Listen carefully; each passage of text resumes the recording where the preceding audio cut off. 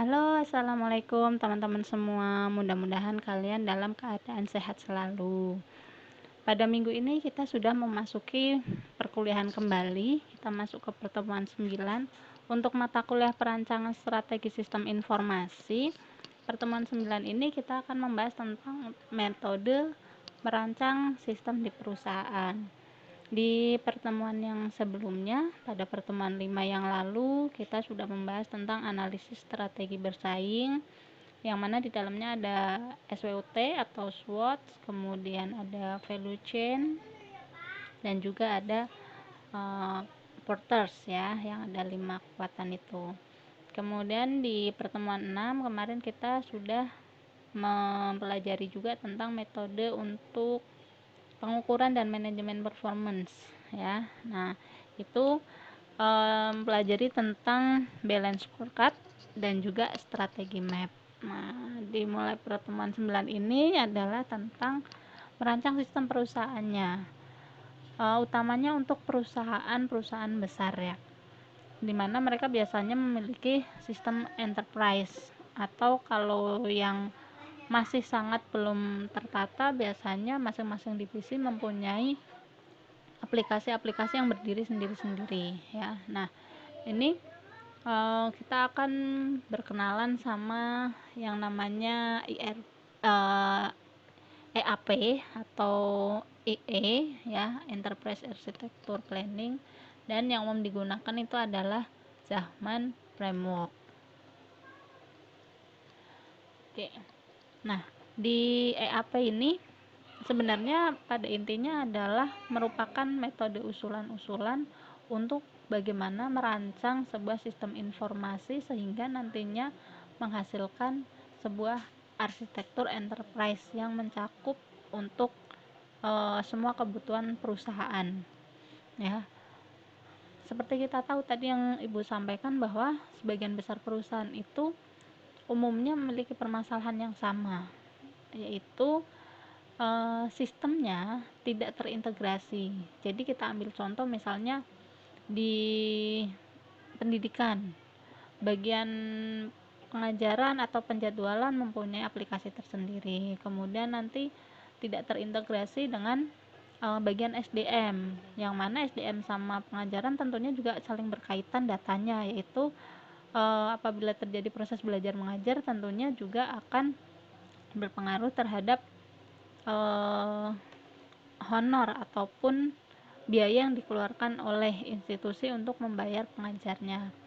Kemudian masalah yang lain adalah ketika menggunakan sebuah aplikasi maupun penerapan teknologi mungkin bahkan yang terbaru, bisa dibilang dalam tanda kutip ikut-ikutan tren, namun halnya demikian tidak dirancang sesuai dengan kebutuhan yang mana harusnya menjadi investasi yang memberikan keuntungan bagi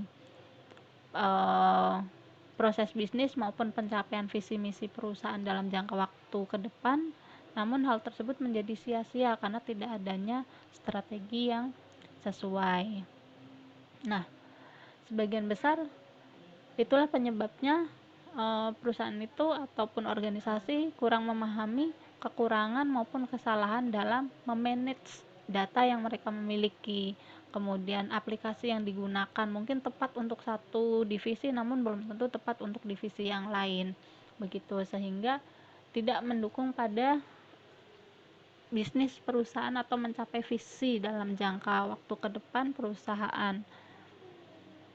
Nah, di EAP ini manfaatnya antara lain adalah diharapkan memberikan perbaikan efektivitas bagi perusahaan ya, yang efektif diharapkan juga memberikan efisiensi. Kemudian adanya inovasi dalam struktur organisasi. Terus perbaikan dalam organisasi membuat sesuatu inovasi. Mungkin diharapkan inovasi-inovasi yang dihasilkan tersebut nantinya akan berkelanjutan dan memberikan perubahan, tentunya perubahan-perubahan yang mendukung kompetensi perusahaan untuk lebih maju ya, seperti yang kita pelajari yang lalu. Dengan menggunakan salah satu metode yaitu SWOT, maka bisa diketahui posisi perusahaan saat ini ada di bagian yang mana gitu ya, di kuadran 1 kah, yang kuadran 2 kah, ataukah di perusahaan yang kita tidak bisa bergerak kemana-mana, atau kita berada di kuadran yang perusahaan siap bergerak maju ke depan dengan mempertahankan keunggulan-keunggulan yang kita miliki. Kemudian di AAP ini diharapkan adanya keselarasan tadi ke investasi, pengeluaran, uang yang dihabiskan perusahaan ini benar-benar memberikan pada tujuan strategis bisnis perusahaan. Dalam metode EAP ada beberapa level atau lapisan, dimulai dari lapisan paling atas ada inisiasi atau perencanaan, kemudian lapisan kedua itu ada model bisnis, sistem dan teknologi saat ini, jadi apa yang kita punya saat ini. Kemudian lapisan ketiga yaitu arsitektur data, arsitektur aplikasi, dan arsitektur teknologi. Di sini terdapat tanda panahnya. Dari arsitektur data yang kita butuhkan tentu saja harus selaras dengan arsitektur aplikasi yang digunakan dan selaras dengan arsitektur teknologi yang dipilih untuk mendukung kebutuhan. Lapisan keempat yaitu rencana implementasi. Kita bahas satu persatu. Pada lapisan pertama itu adalah masih permulaan. Permulaan dalam arti di sini adalah inisiasi perencanaan. Di sini menentukan ruang lingkup, perencanaan kegiatan, rencana kerja, siapa saja yang terlibat, tools apa saja yang digunakan. Sehingga dari perencanaan ini hasilnya nanti adalah rencana kerja dari perusahaan. Bisa juga kita mulai dari mendalami visi dan misinya serta kegiatan proses bisnisnya apakah sudah sesuai atau belum saat ini untuk mencapai visi misi perusahaan. Ini semua adanya di masih inisiasi perencanaan. Kemudian lapisan kedua itu adalah memahami kondisi saat ini, proses bisnisnya atau model bisnisnya apakah sudah sesuai atau belum untuk mendukung perusahaan mewujudkan visi misinya. Kemudian sistem dan teknologi yang digunakan. Jadi ini untuk mengkompilasi dan membangun basis pengetahuan. Jadi saat ini kita sudah punya data apa saja, data-data apa saja yang bisa dimanfaatkan dan dioptimalkan. Kemudian bagian proses bisnis mana yang bisa dipangkas untuk mengefektifkan waktu maupun mengefektifkan biaya yang dikeluarkan oleh perusahaan. Nah, pada pemahaman kondisi saat ini biasanya bagi perusahaan yang sudah punya sistem yang sudah tersistem biasanya diperoleh hasil inventaris sistem baik itu aplikasi, data maupun platform-platform yang digunakan. Lapisan ketiga yaitu rencana masa depan.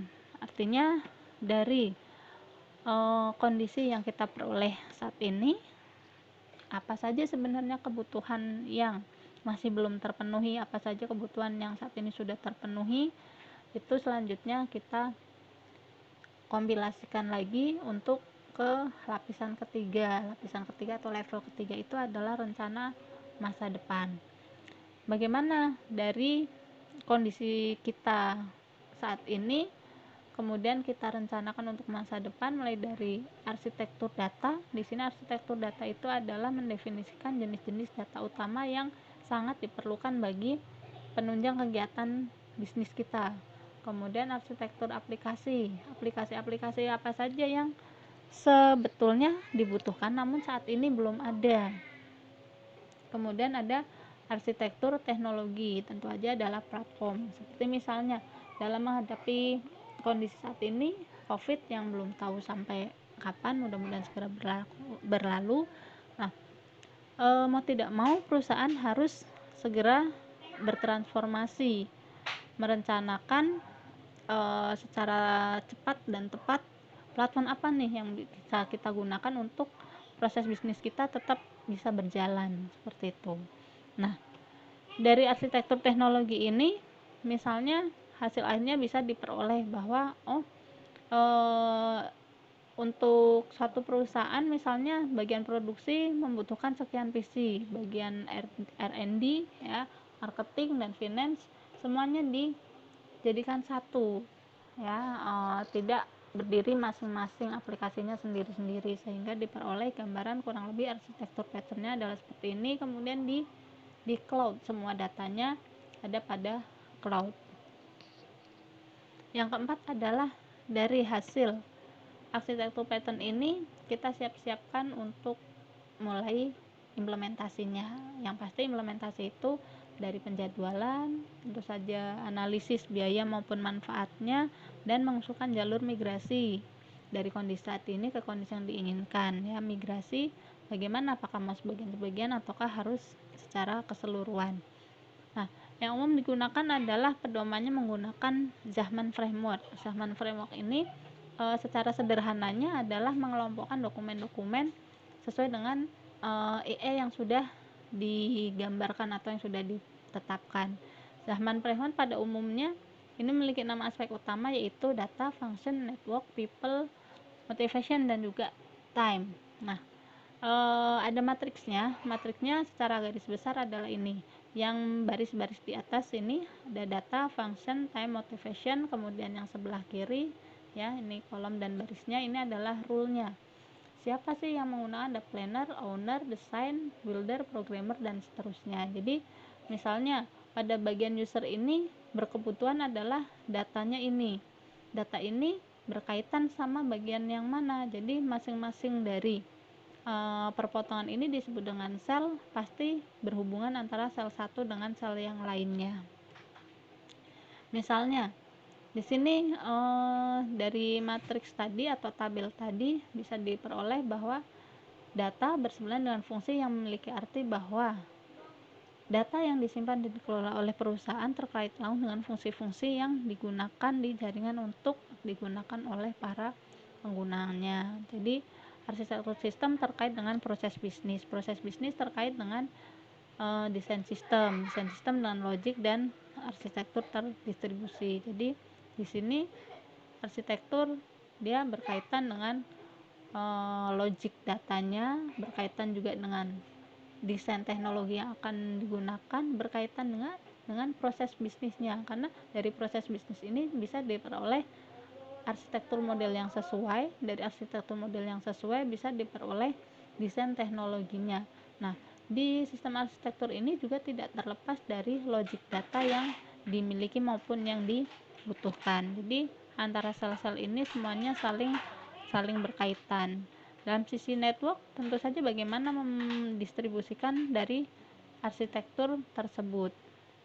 Nah, kolom-kolom tadi yang bagian atas itu adalah mempresentasikan hubungan masalah-masalah yang konkret, ya. Jadi antara sel data ini bersebelahan sama fungsi, pasti ini memiliki keterkaitan, ya. Apa yang disimpan, apa yang diolah, kemudian bagaimana kebutuhan itu bisa terpenuhi. Artinya data ini bisa memenuhi untuk apa, seperti itu. Begitu juga dengan who, siapa yang berkepentingan terhadap data yang dihasilkan tersebut, ya. Oke. Kemudian baris-baris ini adalah pandangan arsitektural, artinya pada ruang lingkup atau arsitektur kontekstual ini siapa yang berkepentingan? Ruang lingkup yang berkepentingan adalah planner atau perancang. Kemudian misalnya untuk model teknologi, siapa model teknologi yang berkepentingan? Di sini adalah bagian builder, ya, di sini. Ya, ini ada programmer, builder, kemudian designer, owner, dan planner. Jadi siapa pihak-pihak yang berkepentingan terhadap data-data ini, ya. Data definition yang memerlukan adalah bagian programmer. Data model yang memerlukan adalah tim builder, seperti itu, ya. Nah, jadi dari matriks tersebut bisa kita peroleh ada beberapa fokus, antara yang tadi yang pertama adalah what itu misalnya objeknya adalah data. Yang paling pertama di sini teman-teman. Nah, ini data atau what. Nah, what ini apa sih datanya? Kemudian fokusnya untuk apa? Fokusnya adalah untuk hubungan antar entitas. Artinya bisa kita deskripsikan bahwa pada kolom what ini menguraikan informasi, yaitu tentang data. Data yang diuraikan merupakan data yang memiliki relasi dengan data lainnya. Contoh, data kode pos akan jadi bermanfaat ketika digunakan bersamaan dengan data alamat. Jika tidak ada alamatnya, maka kode pos tersebut tidak akan ada manfaatnya. Demikian teman-teman untuk materi